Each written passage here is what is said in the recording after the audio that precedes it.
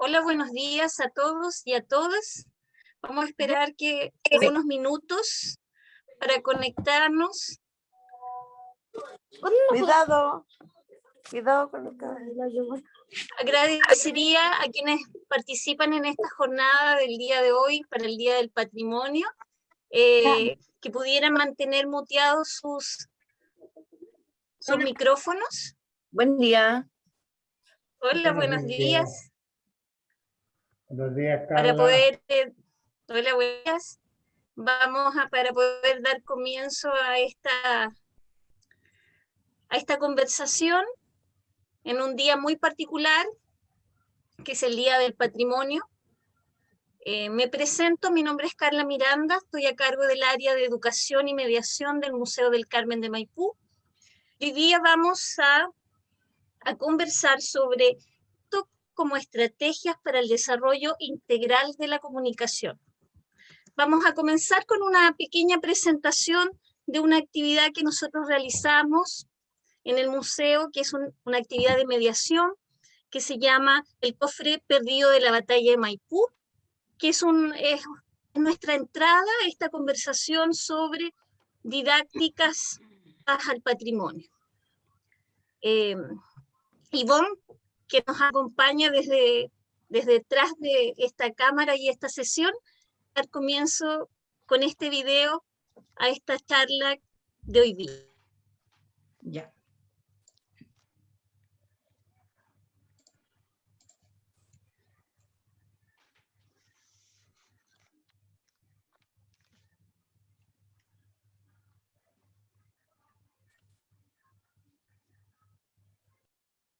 ¿Se ve, Carla?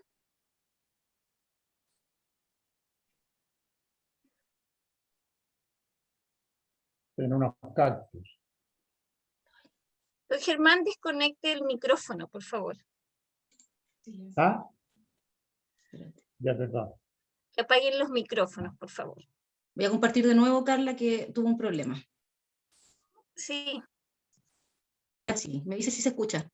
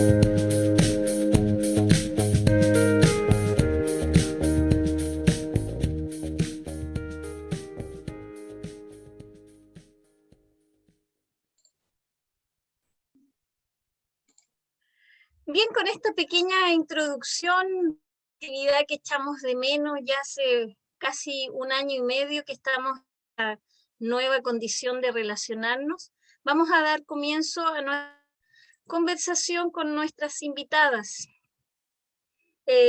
Presentar a Giovanna Hernández, que es actriz del Teatro La Casa, diplomada en Pedagogía Teatral de la Universidad Arcis, licenciada en Educación de la Universidad Playa Ancha. Lleva más de 20 años, ya yo que harto tiempo en la experiencia de pedagogía teatral en distintas realidades educativas, y hace 9 años contar cuentos en forma permanente en el Colegio El Trigal como parte del fomento lector, aquí de nuestra comuna. Tiene interesantes proyectos vinculados con el patrimonio, y dentro de estos proyectos está el teatro como una estrategia para incrementar el vocabulario de niños de pre-kinder y kinder, y teatro para fortalecer el tejido social y rescatar el patrimonio de distintas comunidades. Bienvenida, Giovanna, a esta conversación del cuentacuento como estrategia para el desarrollo integral de la comunicación. Y luego de esta pequeña presentación, porque obviamente has hecho mucho más trabajo quiero que empecemos a conversar sobre el proceso del cuentacuento. ¿Qué significó para ti el proceso creativo del cuentacuento sobre un objeto patrimonial? Después, para contarles un poco, la idea de esta charla es que vamos a comentar primero el proceso creativo, después vamos a mostrar el cuento, de ahí interviene, vamos a hacerle unas consultas muy específicas a Viviana Espinosa, que es nuestra otra ponencista, y luego vamos a tener una ronda de preguntas. Así más o menos va a ser la estructura de la conversación. Giovanna, cuéntanos. Vuelvo a la pregunta, ¿qué significó para ti el proceso creativo del cuentacuentos basado en un objeto patrimonial que es muy distinto a la narrativa de un cuento de tradición oral? Bueno, primero que todo, muy buenos días a todas las personas que están acá participando. Buenos días, Carla, Viviana, Ivonne, que está ahí en museo. Muchas gracias por la invitación, no solo al conversatorio, sino a este proyecto. Frente a la pregunta, te puedo decir que yo llevo muchos años, como tú dijiste, contando cuentos, soy actriz, y en un colegio donde trabajo hace muchos años de Maipú, el Colegio El Trigal, partí haciendo clases de teatro, sigo en eso, es parte del currículum en ese colegio, trabajo con los niños más pequeños, y en algún minuto surge esta idea de utilizar el cuento como la estrategia para un fomento lector. Y llevo muchos años haciendo eso, intentando cambiar la forma de contar, pero siempre desde un libro. Siempre la idea que ellos se acerquen al libro y a las historias. Y cuando tú me haces esta invitación, claro, primero dije, wow, ¿cómo? No tengo el libro, no tengo mi material concreto. Y bueno, el museo me comparte la información de las imágenes del mural de la batalla de Maipú. Ese era como el piso para trabajar. Por lo tanto, a mí como creadora me significa una investigación mayor en relación a lo que rodea esta información que tú me estás dando. Entonces, aparte de lo que el museo me puede compartir para crear la batalla, esto que yo estaba viendo en el mural, darle un sentido de cuento, del relato, de esa sensación que tienen los cuentos que siempre escuchan los niños. Tuve que empezar como a decir, no me vaya a equivocar, pucha, a ver qué más hay ahí en esa historia, porque si bien todos conocemos la historia, uno va como perdiendo la conexión de la importancia que tiene. Y eso encontré que para mí como Giovanna fue súper hermoso, me pasó que me reencanté con la historia de Chile. Con la batalla, yo, claro, sabía que era importante, pero ahora dije, wow, si esta batalla no ocurría, no había independencia, me pasaron muchas cosas a nivel emocional en esta investigación. Y luego pude ir rescatando qué era cómo le puedo contar esto, que es medio abstracto, a niños pequeños, ¿sí? La indicación es que es para preescolar y hasta ciclo. ¿Cómo le digo la independencia? Entonces busqué las imágenes donde también se pueden conectar desde lo que le está pasando a los personajes. Y eso, entonces me significa una investigación mayor, ahora sigue siendo un deleite contar una historia de un cuento o esto del objeto. Y lo otro importante es que en este proceso dije, pucha, podemos llegar a nuestros niños pequeños con el patrimonio a través de su propio lenguaje. Eso, en eso concluí mi proceso. Ahí, tenía el micrófono apagado. Resulta que la narrativa de un cuento, ¿cierto? Tiene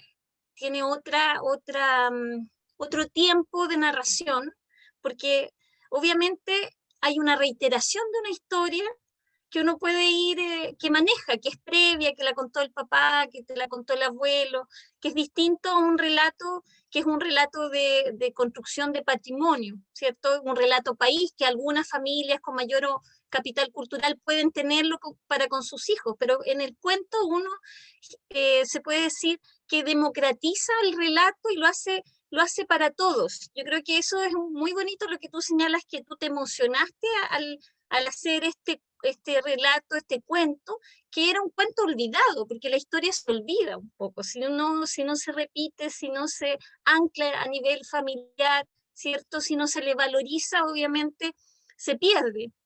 Yo creo que el trabajo que hiciste en el ámbito del patrimonio y esta narración es un poco volver a encontrar la narración, el cuentacuentos de Chile, por decirlo de alguna manera, como la historia de Chile, del relato que uno le puede otorgar a los chicos, a los niños y las niñas. ¿Por qué elegiste este estilo? Después vamos a mostrar cómo quedó el cuentacuentos, así que ahí van a entender por qué hago esta pregunta, porque estilo para narrar la historia, por la materialidad que tienen tus personajes en este mundo digital, donde todo está tan dibujado, está tan desde las técnicas digitales de pantalla, ¿cierto? Del diseño digital, tú volviste como una análoga. Me gustaría que nos explicaras de dónde viene eso y por qué crees tú que funciona más que otros, por tu experiencia, que otras maneras de contar historias.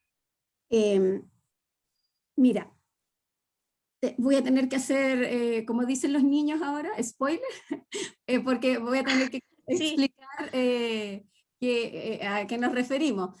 El cuento tiene dibujos, ¿sí? Y los dibujos son mis personajes en la historia.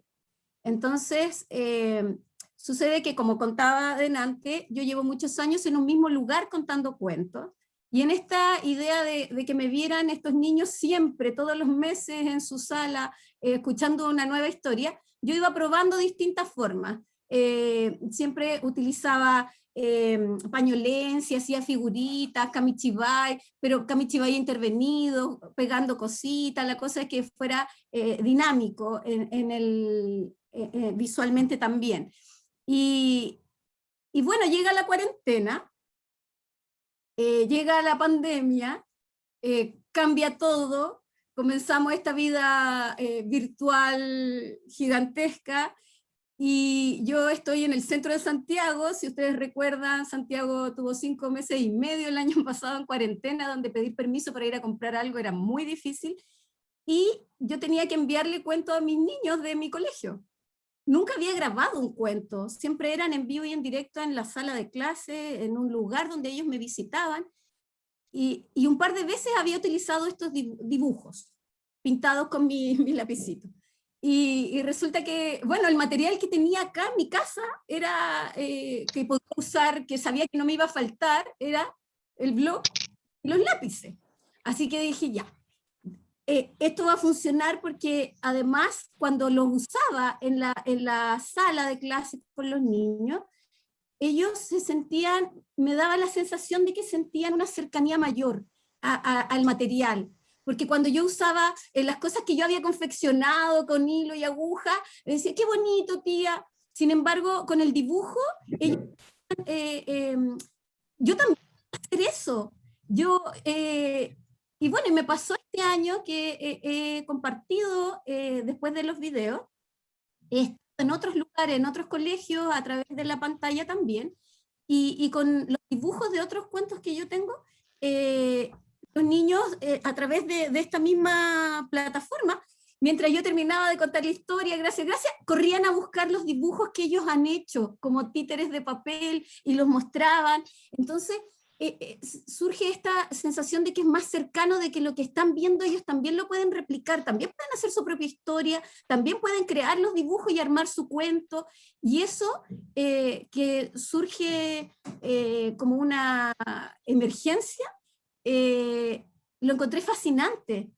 Entonces, cuando yo tengo esta invitación, yo dije, seguimos por ahí, porque queremos acercar el patrimonio, queremos que esté en el mundo del lenguaje de ellos, no desde, si yo podría hacer un títere, no sé, un material mucho más elaborado, aunque el que ustedes van a ver tiene mucho trabajo, pero se queda más bien como un espectáculo, y mi idea es que sea cercano y que ellos sientan que pueden después hacer su propia historia de la batalla, con sus personajes, sus dibujos, eso. Y perdona, volver, tengo un ruido ambiente acá, volver a la simplicidad que tiene el dibujo, que a pesar de que están tan relacionados con otro tipo de información visual, de cortometrajes, películas que tienen tanto efecto, lo que me ha ido pasando es que lo disfrutan igual, no dicen, pucha, no explotó, no, entran en el juego. Eso es simplicidad de lo análogo, como decías tú, volver a eso más simple. Yo lo he percibido en ellos, lo disfrutan, y se acercan mucho también a algo que se utiliza en educación parvularia ahora mucho, que es el kamichibai, que tiene también esa misma lógica del dibujo, que bueno, hay educadoras acá que conocen el kamichibai, que es el teatro de papel japonés, que es patrimonial también, y que son dibujos que van pasando, que acompañan la historia. Entonces, lo simple sigue funcionando con los niños, los maravilla igual. Eso.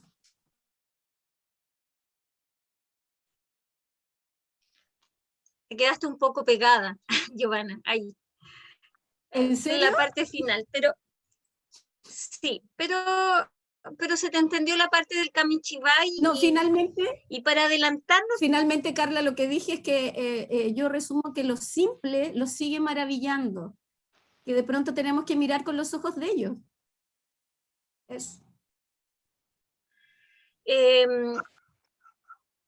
Vamos a adelantarnos el programa. Yo tengo una pregunta para ti, pero yo creo que también es una pregunta para Viviana, que vamos a poner el cuento. Vamos a hacer el lanzamiento de este cuento, que es el cuento de la batalla de Maipú. Ivonne, ¿estás por ahí? Sí. Ahora voy a colocar el cuento.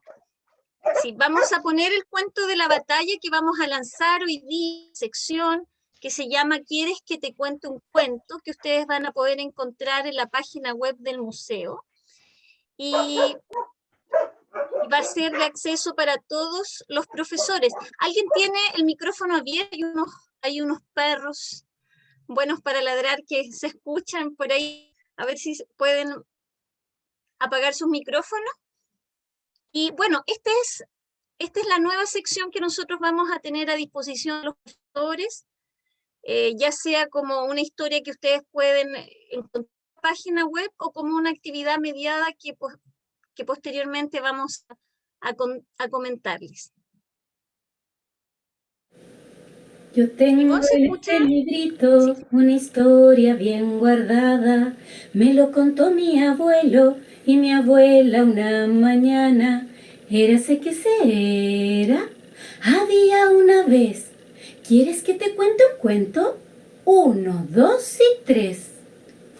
Esta historia ocurrió allá por 1818, en los tiempos en que vivieron los bisabuelos de mis abuelos. En esa época, Chile estaba librando la guerra de la independencia. Los patriotas se enfrentaban a los realistas. Los patriotas querían que Chile fuera independiente y los realistas que siguiera perteneciendo al Reino de España. En 1818, Santiago era más o menos así.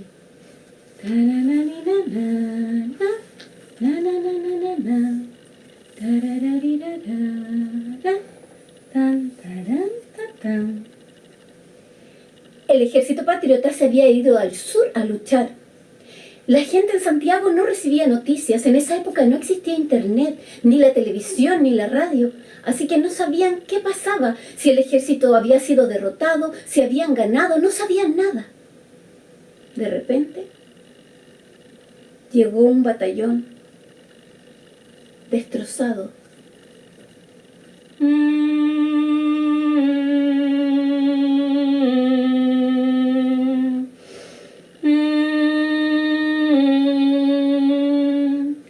habían estado en la batalla de Cancha Rayada y habían sido derrotados por el ejército realista.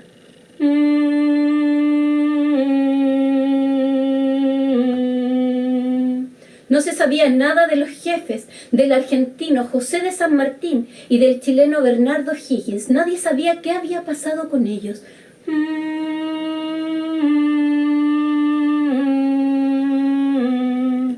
Las personas en Santiago estaban completamente asustadas. Así que se fueron a la catedral para rezarle a la Virgen del Carmen. Tenían miedo de que los realistas vinieran a atacarlos. Allí, rezándole a la Virgen, le prometieron que si los ayudaba a conseguir su independencia, construirían un gran templo donde fuera la gran batalla. Cuentan que en ese momento, el guerrillero Manuel Rodríguez, para animar a las personas, paseó gritando: ¡Aún tenemos patria, ciudadanos! Y en ese momento apareció Bernardo Higgins. Había logrado escapar del Cancha Rayada, pero venía herido en un brazo. También logró escapar José de San Martín. Había logrado reunir a las personas que se habían salvado y nuevamente tenían al gran ejército libertador, porque querían seguir librando batallas para poder ganar la independencia. Y así fue como el 5 de abril de 1818 los patriotas se enfrentaron a los realistas. Una mañana ocurrió la batalla de Maipú.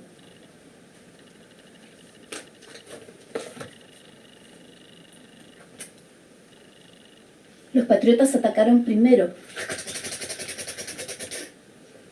Los realistas se defendían. Incluso tenían los patriotas un batallón de afrodescendientes y se enfrentaron patriotas contra realistas. Atacaban, iban, balazos, explosiones. Era la gran batalla, la más importante, la decisiva. Si ganaban la batalla de Maipú, se ganaba la libertad de Chile, y así se podría ayudar a toda América para conseguir que todos fueran países libres.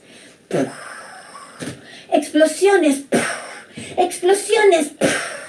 En medio de la niebla, toda esa mañana se luchó sin parar, hasta que el ejército patriota hizo que los realistas retrocedieran y fueran derrotados. Al darse cuenta, José de San Martín, que habían sido vencedores, mandó un mensaje a O'Higgins. «La patria es libre», le escribió. O'Higgins, al recibir el mensaje, se puso tan feliz que, herido y todo, tomó su caballo y llegó a la batalla de Maipú. Y allí, junto a San Martín, se dieron un gran abrazo.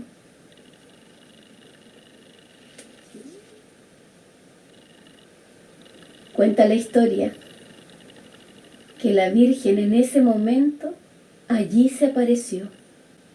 Y muchísimos años después, en ese mismo lugar, se construyó el gran templo votivo de Maipú, en honor a la Virgen que los había ayudado para conseguir la independencia de Chile.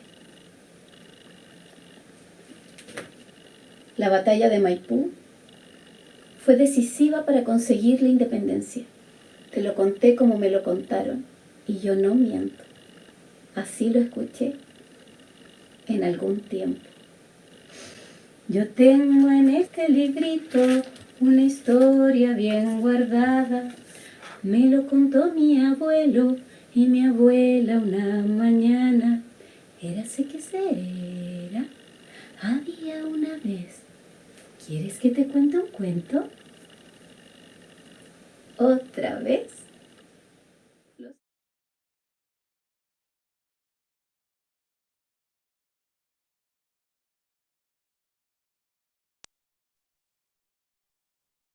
Bien. Quiero invitar a Giovanna y a Viviana para que prendan sus cámaras y podamos presentar a Viviana, nuestra nuestra otra persona educadora que nos va a acompañar esta jornada de mañana? Sí, acá Presentarles, estamos. Viviana, ¿estás por ahí? Sí, ¿Sí? encantada con el Aquí tema. estamos. Hola. Hola Viviana, encantada. Déjame hacer una pequeña presentación frente a todo tu trabajo, para que sepan, para contarles. Viviana Espinosa es licenciada en Educación de la Universidad Andrés Bello, si no me equivoco. 16 años de experiencia laboral en educación en Integra, Viviana. Sí, Eh, como dirección ahí. sí, un lugar muy importante a nivel nacional de lo que significa la educación preescolar, ¿no? Docencia universitaria, se desempeña como docente eh, en el Alto, Alto, ¿sí? Alto Gabriela. ¿Sí? Sí. Alto Gabriela.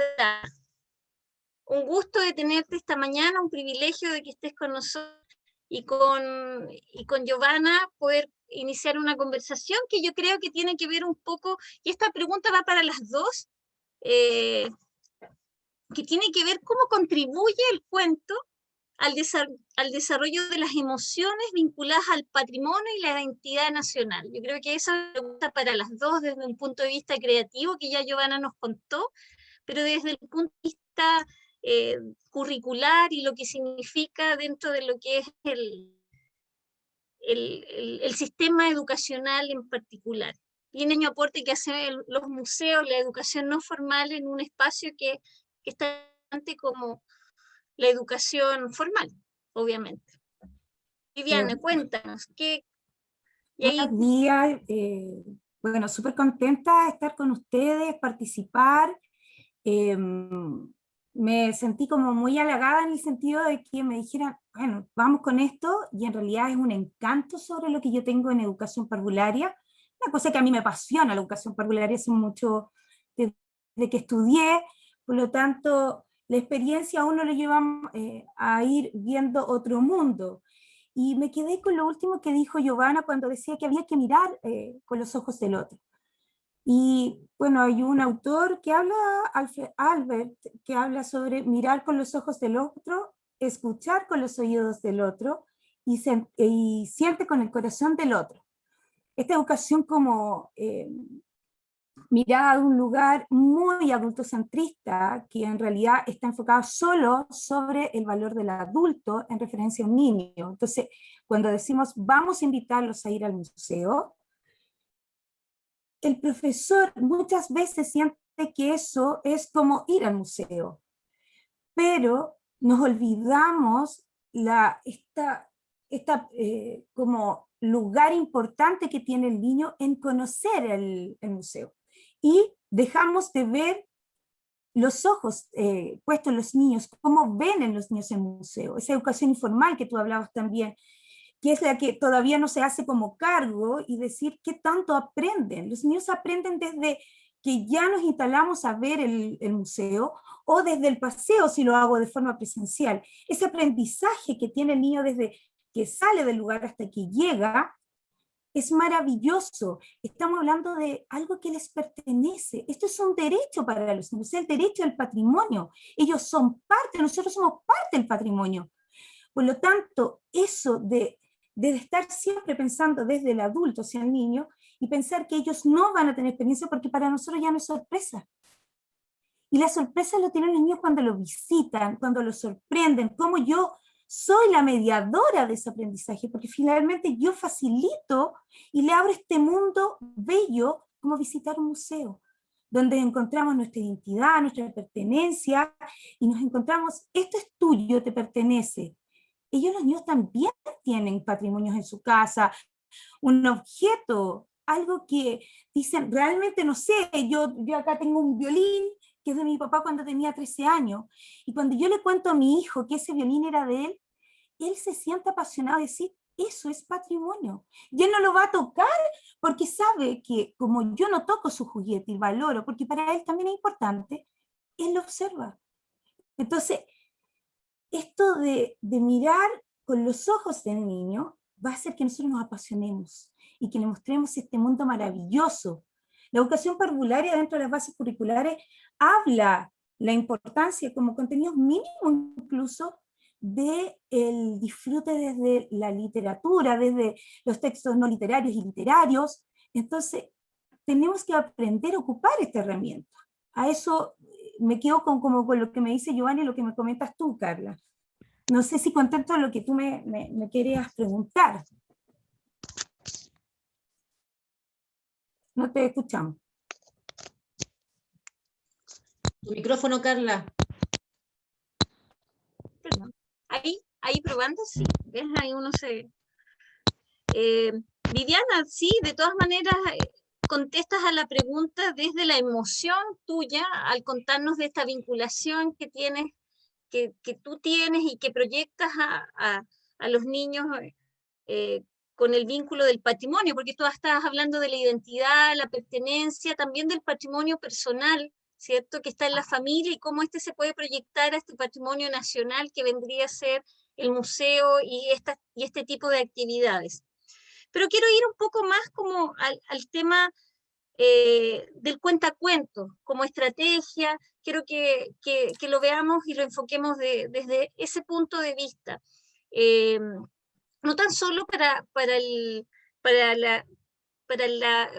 tema preescolar, sino también para el primer ciclo de básica, cómo se relaciona, porque hay dos maneras de ver la escolaridad, porque son muy distintas, ¿cierto? Tenemos las primeras palabras, la alfabetización de los chiquillos chicos en primero básico, cuando aprenden a leer, y obviamente el otro mundo concreto que es la enseñanza preescolar, que es muy distinta. Entonces, me gustaría que de pronto vieran esos dos enfoques que tienen que ver con la instancia preescolar y con esta instancia también del primer ciclo de básica, y el aporte o las estrategias que podemos tener, que pueden tener los profesores que nos están escuchando frente a esta herramienta que nosotros humildemente como museo estamos poniendo a disposición en la web desde un punto de vista patrimonial, vinculado obviamente a esta educación no formal. Entonces, me gustaría que pudiéramos conversar sobre esos dos ejes, el preescolar y el primer ciclo de básica, que son completamente distintos en el tema de la lectura, porque el cuento también lo incorpora. Claro, por mucho tiempo el plan Fomento Lector que tuvimos por mucho tiempo elaborado en ciertos colegios y todo, en realidad ha pasado por muchos cuestionamientos, porque en realidad finalmente si queríamos lograr que los niños fueran buenos lectores, por ejemplo, el porcentaje de personas que comprende lo que lee es muy poquísima, de un 25% más o menos de 100 en estudiantes universitarios. Y por lo tanto yo siento que la palabra es la mediación de la lectura. El cuento es parte crucial en la educación parvularia. Desde el cuento, a ver, la pega a la educación parvularia no es que los niños lean, la pega a la educación parvularia, y que ahí es como se hace el corte profundo hacia los niveles de educación básica y la discusión constante de esta poca articulación que tiene la educación parvularia con los primeros básicos. Porque uno de repente dice, somos la república independiente, o siempre le digo, somos la república independiente de un colegio. ¿Por qué? Porque nosotros estamos en la base de la exploración, de la manipulación, hacemos otro encanto sobre eso. El cuento es diario, un cuento nosotros le podemos dar una semana con el mismo cuento, al niño le gusta mucho anticiparse a lo que dice, por eso a ellos les fascina que le contemos muchas veces el cuento. Son buenos para ver teleseries, por ejemplo, porque le canta este tema de la expresión. O sea, una educadora párvula no podemos ser tan fomes. Tenemos que ser expresiva y apasionada con lo que hago, porque es la única forma que yo dejo en el niño algo. Este aprendizaje, esta educación informal, que es tan importante que lo aprende en la calle, viendo la televisión, jugando con los amigos, y cómo yo dejo algo en esa educación. Si la educación básica tuviera el acceso a más exploración, que el niño meta las manos al barro, que vea cómo se planta, no sé, cosas como la lenteja, y después que hizo este proceso, lo dejamos en el jardín. Entonces, en realidad, yo creo que uno de los objetivos clave de la educación parvularia dentro de lo que es el ámbito del lenguaje es estimular el placer por la lectura. ¿Por medio de qué? Del cuento, por ejemplo, donde yo saco estrategias. Y esas estrategias podemos hacer desarrollo crítico, ver la experiencia cuando me plantean una hipótesis, predecir, si yo muestro un texto, al niño le digo, esto es un texto, es un tipo de texto. ¿Por qué? Porque tiene un autor, un nombre, quien lo escribió, un ilustrador, y lo llevo. Finalmente buscar la habilidad de la comunicación es clave. Pero yo creo que los planes y programas entre primero hasta cuarto medio es casi el mismo, sino que la idea que cumple es como que lean. Entonces, yo creo que la pega a la educación parvularia a través de este objetivo que les comento, es hacer ese placer. No es que ellos lean en kinder, hay que respetar la naturaleza de los niños. La naturaleza es clave en este proceso. La naturaleza les lleva a los niños a sorprenderse por lo que hacen. Y ser la mediadora, facilitarlo. Montessori dice preparar al niño para la vida. ¿Cómo yo le doy esa herramienta? ¿Cómo lo encanto? A través de ir al museo, no sé, contar un cuento, ver una obra teatral, que quizás nos pasó hace muy poco en el colegio que estoy. Presentamos una obra de teatro por medio de la virtual y no quiero hablar específicamente de las personas que como los sostenedores que no tienen una mirada como tan directa dentro del colegio, no encontraba mucho sentido porque decía, ¿cómo va a haber una obra de teatro por la televisión? O sea, por la web. Entonces uno dice, es que él, ¿en qué momento se perdió esta pasión que él va a aprender a través de eso? Y ahí volvemos al adultocentrismo. La mirada del adulto. El niño se apasionó viendo la obra de teatro. Se apasiona viendo esto de los movimientos y como yo le explico, ¿cómo le cuento el cuento? Yo ahí le entrego en el cuento valores, no sé, vocabulario, le abro este mundo a través del cuento, la imaginación, la creatividad. Los niños son muy inteligentes. Nosotros los menoscabamos, pero son muy inteligentes, tienen un mundo maravilloso. Nosotros deberíamos estar ahí y volver a eso cuando uno dice, oye, pensemos como niños. Así que imagínense la variedad que puede entregar un cuento. Podemos pasar desde el lenguaje a la ciencia, a la matemática. Si yo veo el cuento de Giovanna, yo le puedo decir, ¿cuántos era? Agrupamos, clasificamos, distinguimos, vemos témporas espaciales, qué pasó antes, qué soy a la hora. Entonces es tan variado. Y yo creo que hay que enfocarse mucho más en lo que yo quiero buscar en este encuentro con el cuento. No sé si algo te aporto con eso, no, Carla. por supuesto que me aporta. Ay, perdona mi pasión, pero es que quiero tiempo. Así que eso. No, por supuesto que... Giovanna. Oye, quería volver, es que acá tengo un problema de vida virtual, alguien está taladrando. Vida doméstica. No sé, está taladrando cerca.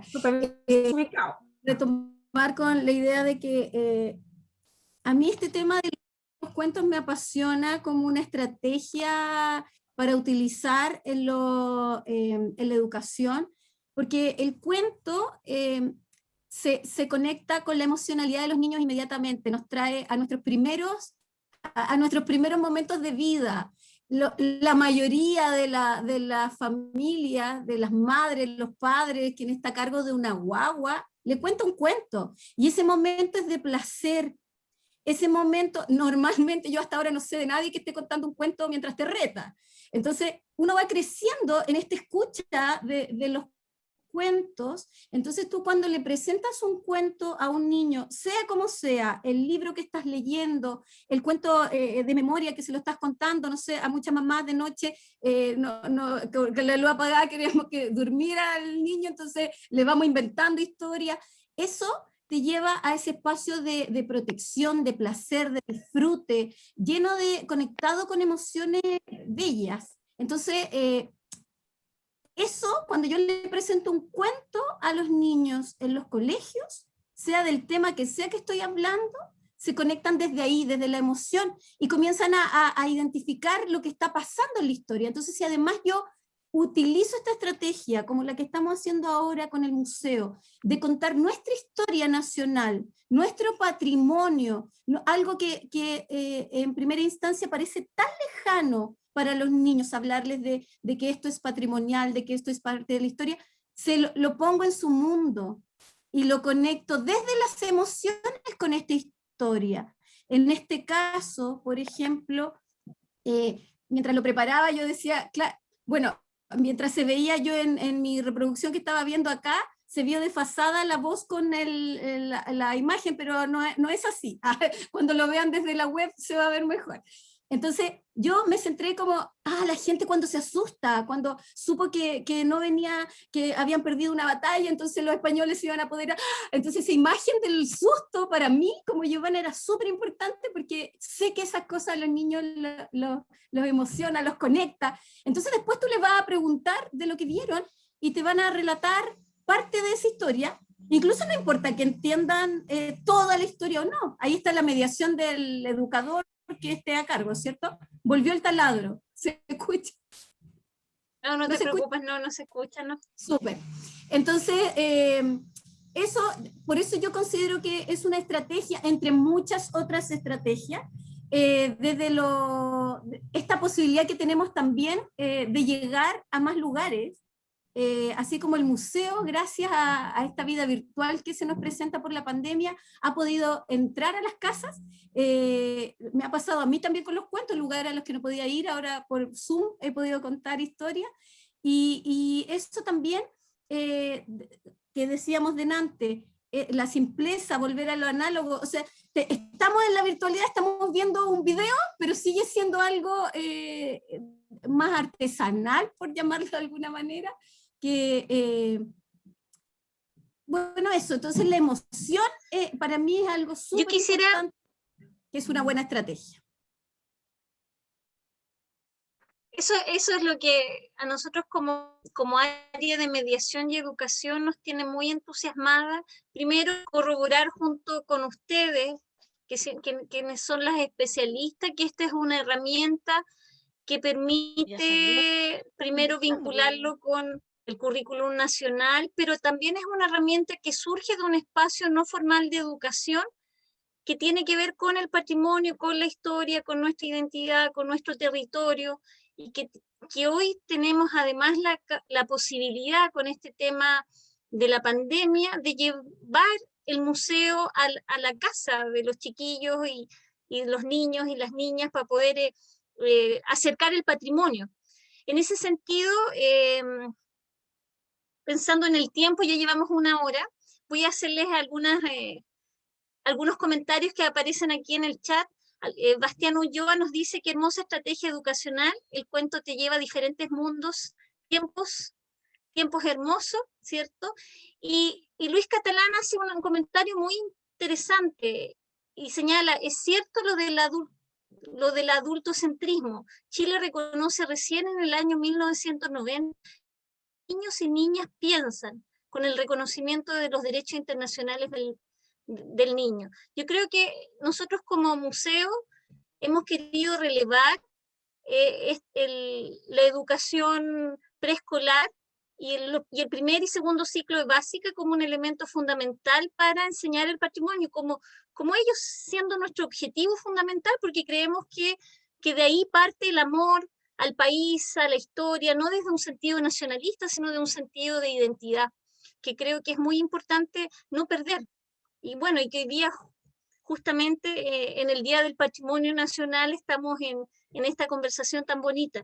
Quisiera contarles a quienes nos escuchan esta mañana que el cuentacuentos va a estar alojado en la página web del museo, que este puede ser utilizado por ustedes como una estrategia para llevarla a la clase, al aula virtual, o también puede ser mediada por nosotros como parte de una estrategia específica donde nosotros trabajamos el patrimonio desde este espacio no formal que es el museo. Así que quienes estén interesados en contactarnos, revisen la página web, ahí aparecen el material y aparece además otra sección que se llama cómo ver una obra de arte, que también está vinculado con el patrimonio un poco más se podría decir un poco más adultocentrista, porque eso es para todo público. Aprovechando esta oportunidad de pasar el aviso para que revisen nuestra página web, quisiera dejar abierta el micrófono a quienes quieran hacer alguna pregunta por el chat. Ivonne. Mira, Valeria Cancino tiene la mano levantada, que ella hable ahora. ¿Tía Valeria? ¿Es usted? No sé cómo funciona el... Tiene la mano levantada, pero no. No sé si alguien tiene otra pregunta que quiera hacer. Por el chat también, por quien quiera.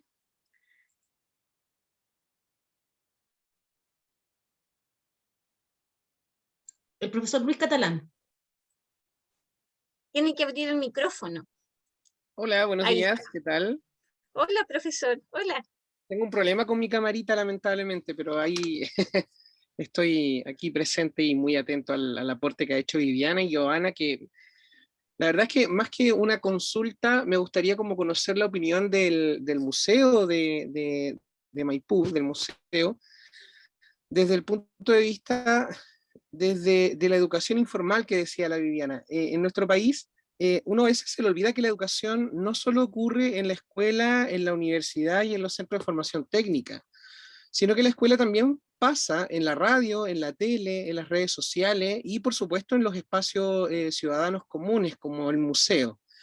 De un tiempo a esta parte, y por supuesto por el tema de la pandemia, los museos han estado relegados como a ser bodegas de objetos, no a ser lugares de impacto en la educación de la sociedad, sino que ser como lugares donde, mira, está la basinica que usaba la Gabriela Mistral, mira, está la sábana que estaba colgada en la piel. Entonces, no hay como un nexo educativo de pertenencia con el patrimonio. Entonces, me gustaría saber cómo el museo, en el fondo, se hace consciente de este rol educativo informal y qué otro tipo de proyectos, porque yo como profe tengo redes sociales y siempre me ha ido súper bien con el tema de las redes sociales en función de generar educación desde la informalidad, de quitarnos esta idea de que la educación es una cuestión sacra que baja del cielo y que uno tiene que entregarle de 8:30 a 12 del día, porque pareciera ser que a esa hora nomás los niños aprenden, y eso no es así, o sea, aprenden desde que ellos nacen hasta que uno muere, y cómo se hacen parte de esa educación informal, cómo han tratado de llegar, no solo a través de la pantalla de web o de la página web del museo, sino que cómo han tratado de llegar a las casas, cómo han tratado de llegar a las ferias, cómo han tratado de llegar a la calle. Te lo cierro esto, te dejo plantear esa duda, porque yo he visto iniciativas que incluso son muy atractivas, pero que no han sido fructíferas. Por ejemplo, en el centro de Santiago, en muchas calles, hay un letrerito que dice cuál era el nombre antiguo de cada calle. Entonces, por ejemplo, te dice que la avenida Santa Rosa, en la antigüedad, en la época colonial, se llamaba Calle de las Matadas. Pero no te explica por qué se llama Calle de las Matadas, lo cual a mí me parecería tremendamente importante que una persona en la calle parara y dijera, chuta, aquí hubo una matanza. Aquí donde yo estoy comprando una empanada venezolana, mataron gente. Y creo que eso nos hace falta. No sé qué opina el museo, Carla, particularmente, o quizás alguien más. Muchas gracias. Gracias, Luis, por tu pregunta. Mira, nosotros como museo, no tan solo en pandemia, sino estamos desde el año 2018 enfocados a poder incluir, ¿cierto?, la historia y el patrimonio, no desde el dato anecdótico de historia, sino desde los contenidos que permiten vincular y la historia. A nivel museográfico, no sé si tú eres de Maipú, si has estado en el museo. Nosotros desde el año 2018 hicimos un proyecto Mustaki, que celebramos el bicentenario. Nosotros el mural de la batalla de Maipú, de donde surge este cuentacuentos, que es nuestra pieza más importante, que es un relato histórico, un mural de más de 20 metros, realizado por Pedro Subercasó, ¿no? Lo mediamos a través de un trabajo muy interesante que tomábamos las microhistorias, los microrelatos del mural. Había temas, por ejemplo, no desde el punto de vista histórico, de la historia oficial, sino de la historia que está, el subtexto de la historia. Por ejemplo, está el batallón de afrodescendientes, y nosotros hicimos un video vinculado que hizo Mustaki junto con el museo, vinculado a los temas, por ejemplo, del racismo del siglo XIX, te fijas, de cómo se veía. Entonces, hay como las pequeñas historias de la gran historia las hemos estado trabajando a nivel museográfico. Tú puedes ahora encontrar esas cápsulas en la página web, que obviamente nosotros las pusimos a disposición, pero que son parte de una museografía interactiva que está en el Salón de la Independencia, junto con, son 6 videos que además permite, con trivias y con juegos, que te permite darte cuenta de que a un relato oficial hay otras historias. La microhistoria, por ejemplo, devocional de la Virgen del Carmen, de cómo la gente del pueblo, en el sentido del ánimo de independencia, iba a Maipú a dar la batalla, que no es la historia de los generales o de los grandes nombres, sino que es la gente común que hace la historia. Partiendo desde la museografía, te comento que me encantaría que pudieran visitar el museo, hecho mucho de menos, obviamente, la parte, se puede decir, como física del museo como espacio.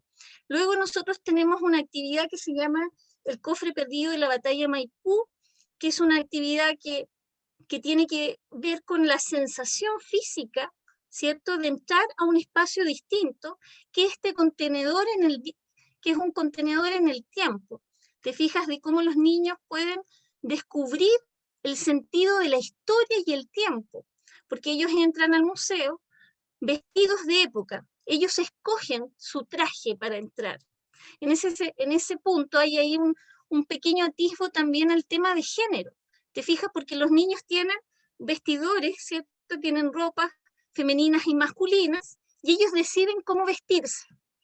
¿Te fijas? No hay ningún afán de que, tú eres niña, te vamos a... No, ellos eligen sus trajes y entran al museo y hacemos una visita con trajes de época. Entonces tú entras en una aventura temporal. ¿Te fijas? Porque la idea no es contarles que esto perteneció a tal o cual persona, o que esto significa, que tiene un significado artístico, sino es una mediación donde los niños entienden el proceso de la máquina del tiempo. Te fijas de que antes era de otra manera. Aquí es una cosa muy importante que tiene el museo como experiencia. Entonces esa es una experiencia que nosotros realizamos con agenda y nos ha ido muy bien con eso. Y frente a ese tema, que es el tema como de la experiencia, de vivir esa experiencia, han aparecido estas cápsulas nuevas o estas nuevas secciones de manera digital, un poco como para poder darle sentido y darle continuidad a ese proyecto. Otro de los temas que hemos trabajado, que tiene que ver también con el tema de la museografía, nosotros tenemos una museografía que se llama Santiago 1875, porque tenemos un salón de carruajes maravilloso. Yo no sé si conoces el museo, pero te invito a conocerlo una vez que logramos salir, ¿cierto?, de esta pandemia. Tenemos un salón de carruaje donde aparece el plano de Santiago y hay un mapeo, te fijas, donde posiblemente estos carruajes pudieron transitar. Entonces uno puede entrar a Santiago y darte cuenta que existieron carros presidenciales que pudieron pasar por tales calles, y uno hace una mediación también con la historia, que es lo que tú hablabas del nombre de las calles, por ejemplo, cómo se llamaban, o cómo, y cuál era su denominación, la calle ¿cierto?, de las calles que separó Vicuña Maquena en relación a Santiago, etc. Entonces nosotros hemos estado haciendo un trabajo que tiene que ver con integrar elementos de identidad a una historia colectiva que nos pertenece a todos. Eso es más o menos lo que nosotros hemos estado haciendo, y bueno, y en la página encontrarás también material. Nosotros hacemos talleres, dependiendo también lo que los profesores más o menos también nos solicitan. Y por último, comentarles que nosotros hacemos un taller de historiadores, donde invitamos a un historiador a hablar de un tema, y los chicos de enseñanza media trabajan el patrimonio vinculado a un tema particular. El año pasado hicimos el tema de la pandemia, perdón, con un profesor de la Universidad de Chile que había trabajado el tema de la pandemia en Chile y cómo se había visto afectado el país y cómo eran las cuarentenas y todos comprendiendo un hecho histórico que ya había pasado, pero proyectándolo al futuro. Entonces hay una relación también con lo que ocurre vinculado con la historia, que eso es lo más importante, creo yo.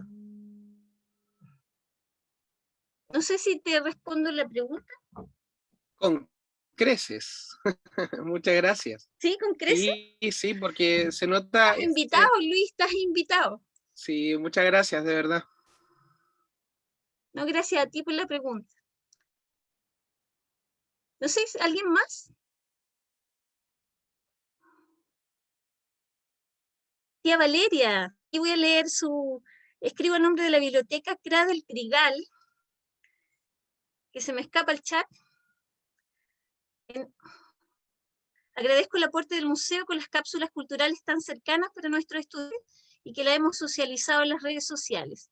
Felicidades a la profesora Giovanna de teatro de nuestro colegio por tan lindo trabajo que aporta con las oralidades. Ese es un saludo para la profesora Giovanna. Gracias, tía Valeria. ¿Alguna otra consulta que quieran comentarnos? Nos quedan algunos minutos antes de cerrar esta interesante conversación. Está la mano levantada de Beatriz Salvo. Beatriz. Hola, buenos días a todos y Hola. todas. Tengo un problema con la cámara también. Bueno, primero que todo, felicitar al equipo que gestionó esta maravillosa historia. Siempre es muy agradable conocer parte relevante de la historia de cualquier lugar por medio de estas formas que no estamos habituadas a acercarnos a lo histórico, por decirlo así. Como que el cuento se relaciona siempre más con lo narrativo, ¿cierto? También muy relacionado un poco, yo creo que a lo infantil, pero es claro, desde esta mirada un poco adultocentrista. Entonces, muchas felicitaciones por ese trabajo. Y frente a eso también me gustaría preguntar, ¿cuál es la opinión en relación al cuento como una estrategia, pero para estudiantes quizás más de media, que los más chiquititos? Si creen que podría funcionar, lo pregunto como docente y también para poder comenzar a incorporar esas estrategias en el quehacer pedagógico. Si tienen alguna experiencia en relación a eso más que nada, y muchas felicitaciones nuevamente. Gracias, Beatriz, por tu pregunta. Una pregunta difícil, fíjate.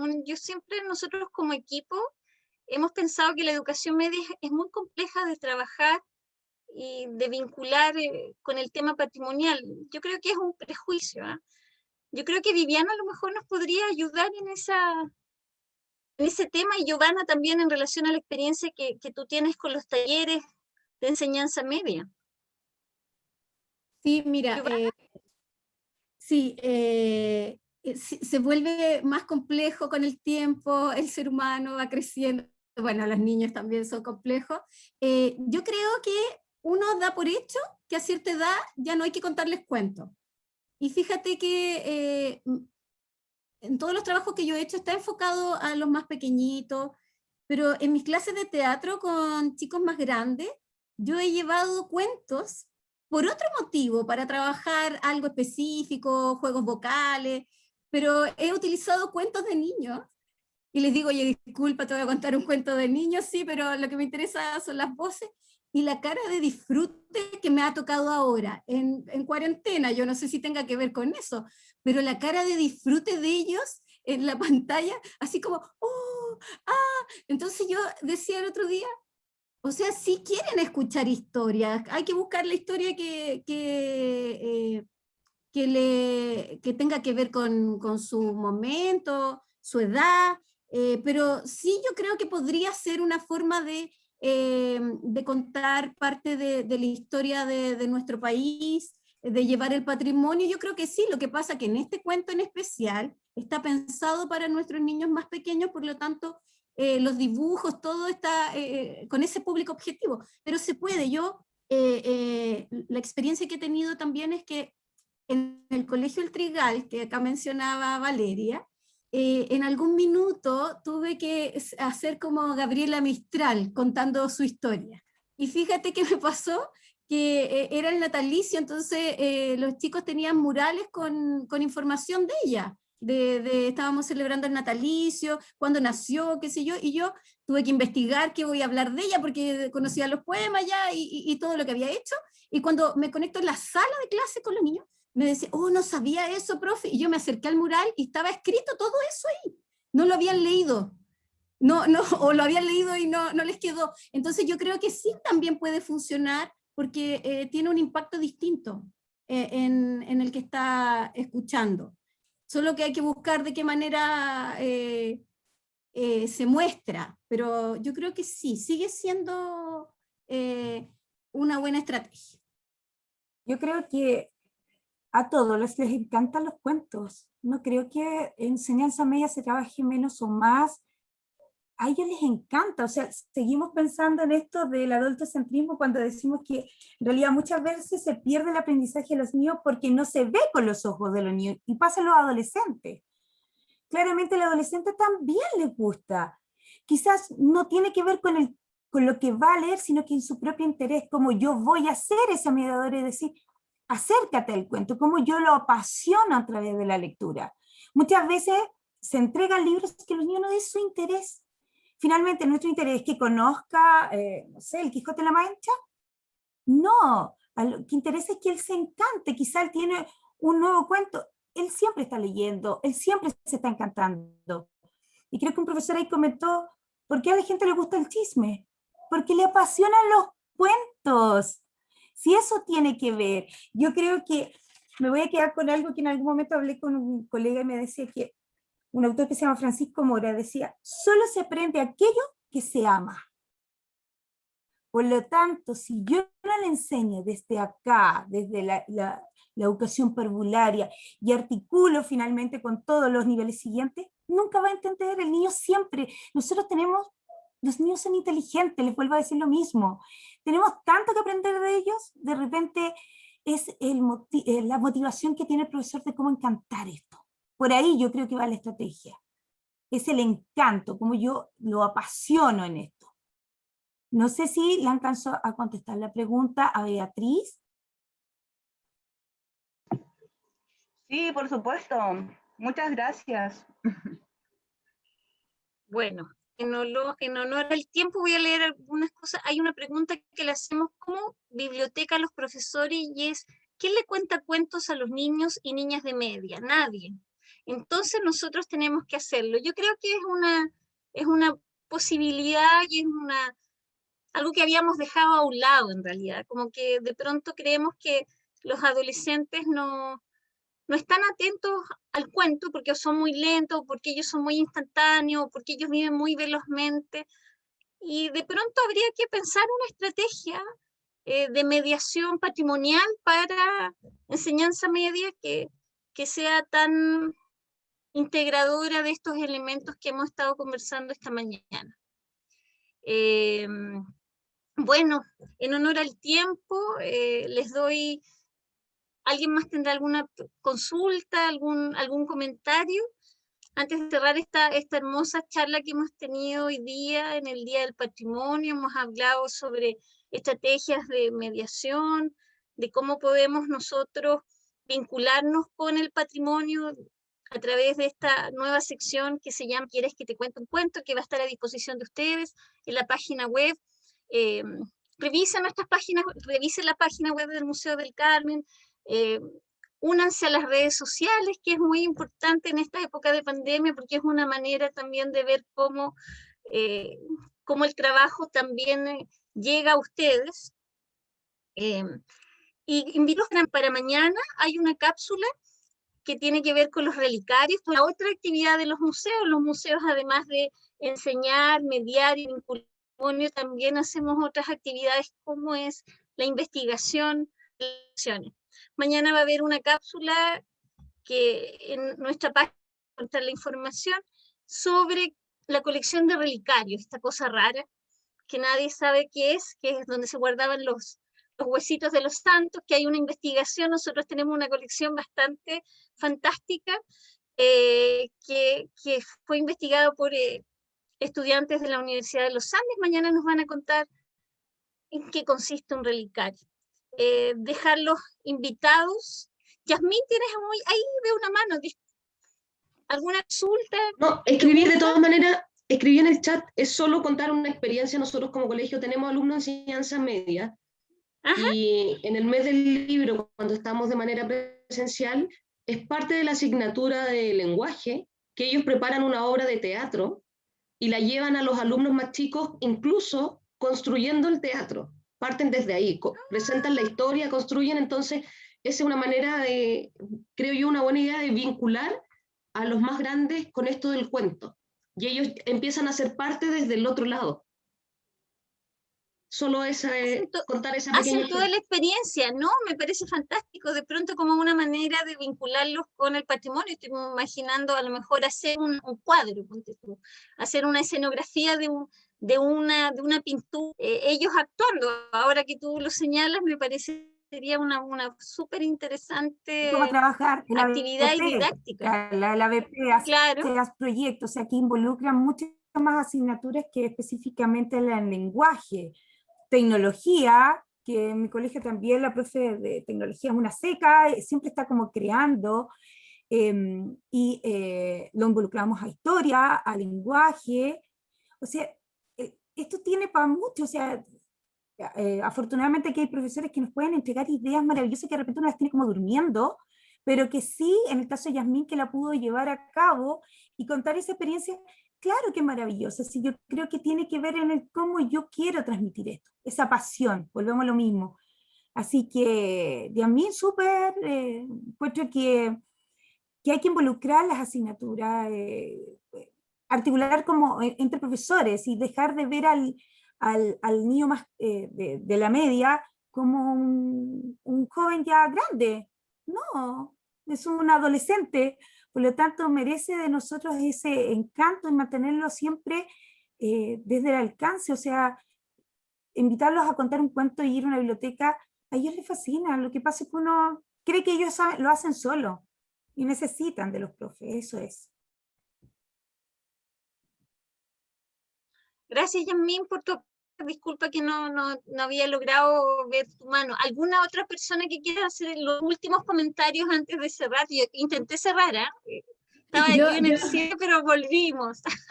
Ahí uno se da cuenta que es necesario de pronto juntarnos a conversar estos temas, quienes trabajamos en educación formal o no formal, que es muy importante finalmente darnos tiempo para reflexionar nuestras prácticas. No sé, ¿alguien más? Giovanna, antes que tú des las palabras finales.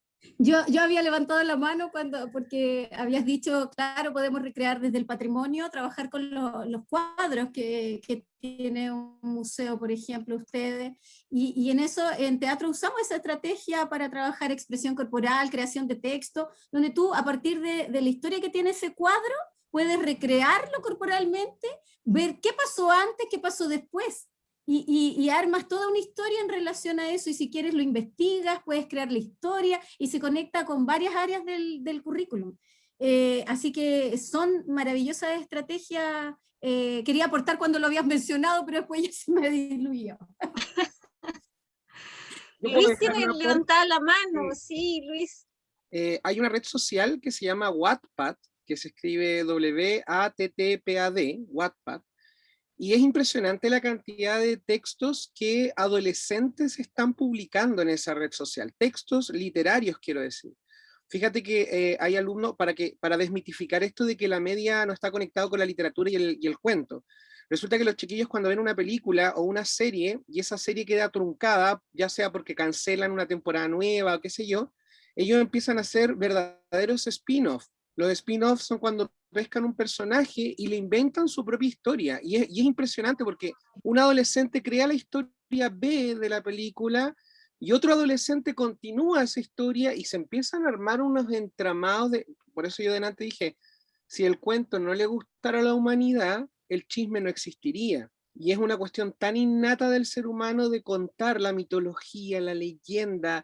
No es que yo escuché que el COVID trae un chip. Todas esas cosas tienen que ver con la necesidad humana del mito, del cuento. Ya, entonces, eso, gracias. No, muy buena idea. Es como para poder trabajarlo a nivel de mediación patrimonial. Bueno, ahora sí, para finalizar, Ivonne nos va a contar del tema de los certificados de este taller. Ivonne, ¿estás por ahí? Sí, no, yo creo que esta semana voy a enviar los certificados de participación a todos los que estuvieron conectados el día de hoy. Así que en la semana estarán llegando los certificados a sus correos electrónicos. Bueno, es una actividad certificada en realidad para certificarnos de que estamos interesados en educación, en mediación, en trabajar con el patrimonio. Les doy las gracias a todos y a todas por estar hoy día con nosotros esta mañana nublada de sábado, actividad del Día del Patrimonio de manera virtual. Gracias por dejar a su casa, a nuestras charlistas, conversadoras, entusiastas. Gracias por su participación, por su energía y esperemos que esta sea la primera de otras conversaciones que podamos tener, así que los invito a seguir nuestras redes sociales, búsquenos en Facebook, en Instagram y bueno, vean lo que tenemos en nuestra página web y ubíquennos. Nosotros estamos para ustedes, para poder trabajar con ustedes en aula y hacer visitas virtuales e inventar nuevas maneras de aprender sobre patrimonio. Así que me despido de ustedes. Muchas gracias al equipo, a Ivonne, que ha estado en los controles. Por ahí al director del museo que estaba con nosotros también. Un saludo fraterno a todos y a todas. Bonito fin de semana del Día del Patrimonio. Gracias. Que esté muy bien.